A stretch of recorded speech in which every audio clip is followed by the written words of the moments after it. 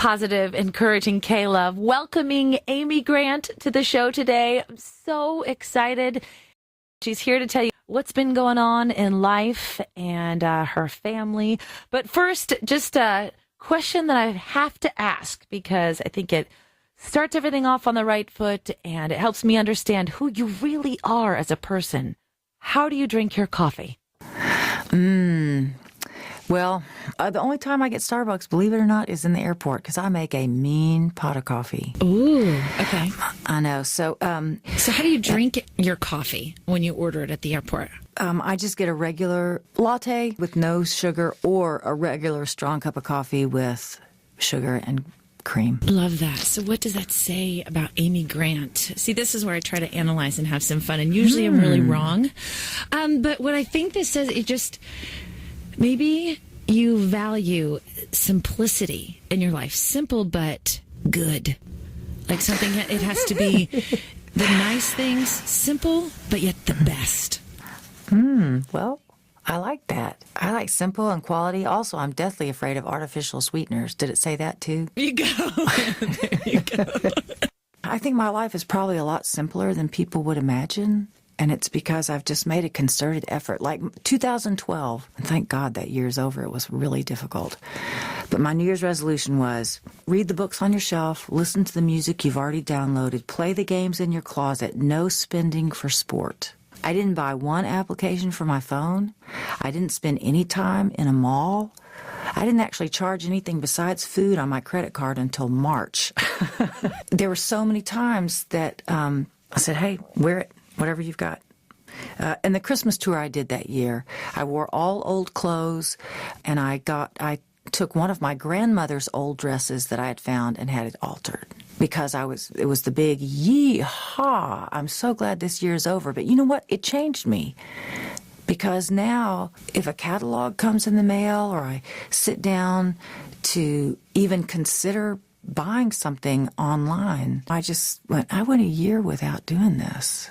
I mean, it's possible. I did buy Christmas presents that year. So how do you keep your life so simple? You have to be creative. You just have to figure something out. You know, if something's not working, go, well, you know.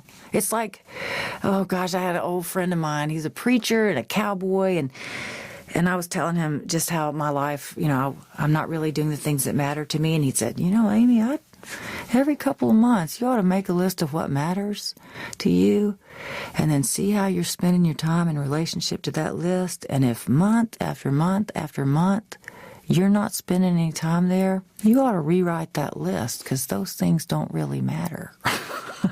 And I went, oh, okay. So at least have the guts to say, this doesn't matter to me. And I think that translates into, like if somebody says, will you do something for me? Will you review this? Will you listen to my songs? Will you tell me whatever? But anything that requires time, if I don't get it done, it has been a very hard lesson to learn, but I've finally learned to say, I chose to do other things with my time, and I didn't do what you asked me to do. That's got to be hard, though. How do you do it? I think you learn so many lessons in life by doing things the wrong way that you just start doing them differently.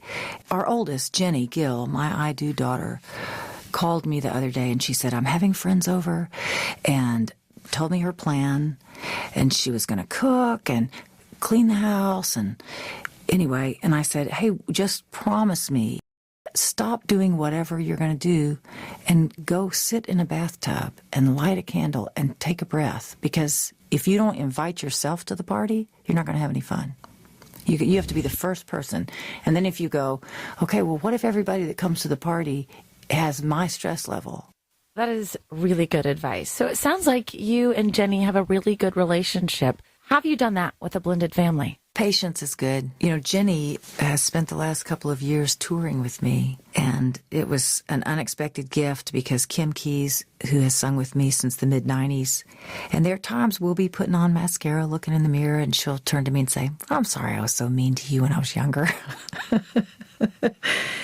I guess just trying to let people have freedom to respond how they need to respond at any given time. when Vince and I chose to marry each other, we realized very clearly it was our decision, and we've laughed about our grim-faced children on our wedding day. But I knew, like I had never known anything before, that I wanted the strength of his character beside me.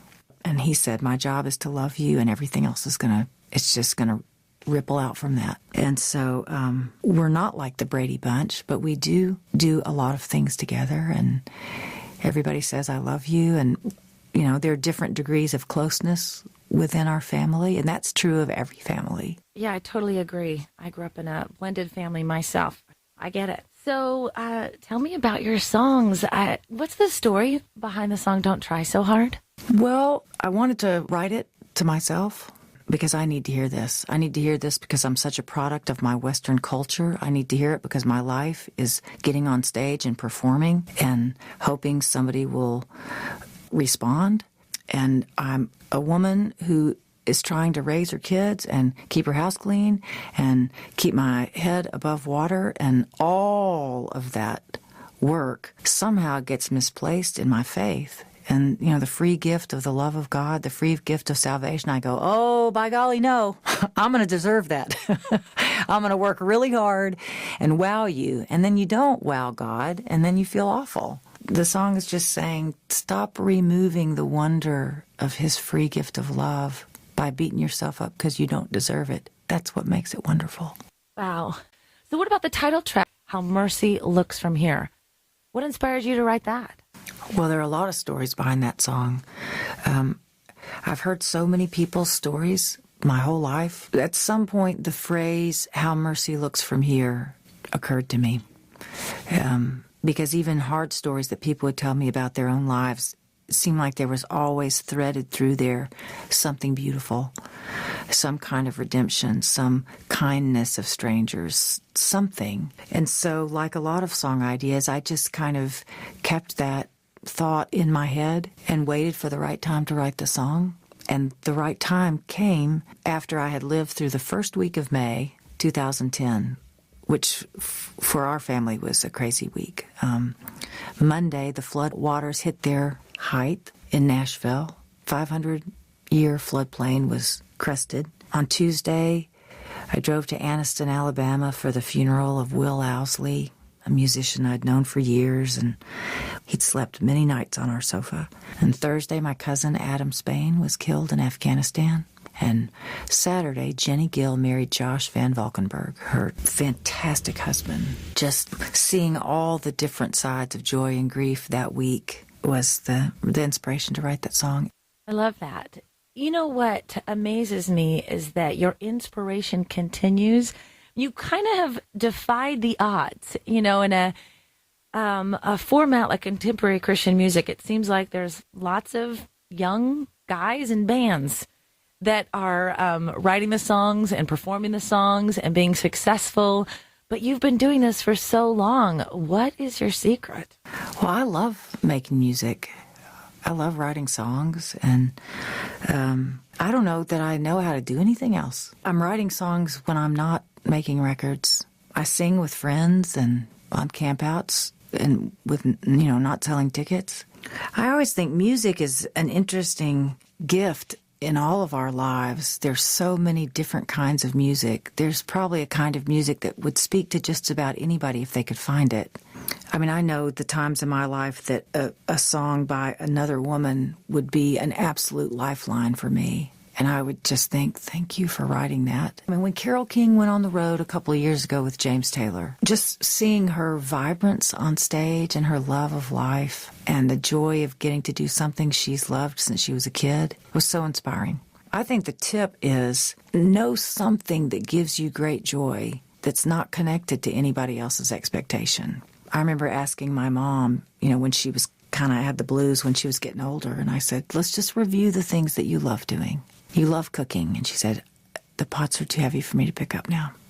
And I said, okay, you love art. And she finally said, I know you roll your eyes because it seems like everything I say is spiritual. I'll talk about the trees lifting their hands up to the sky. And she said, but Amy, that's the one frontier that never gets old, and I can do it until I die.